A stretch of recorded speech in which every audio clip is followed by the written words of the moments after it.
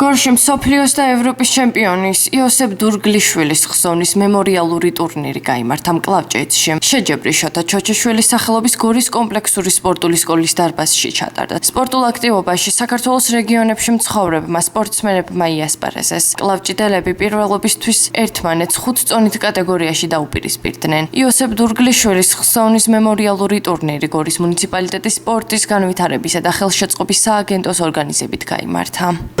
ეს არის რიგით მეხუთე მემორიალური ტურნირი, რომელიც იყო ჩვენი ამავე სკოლის სპორტსმენის, მსოფლიოს და ევროპის ჩემპიონის იოსებ დურგლიშვილის ხსოვნისადმი მიძღვნილი ტურნირი.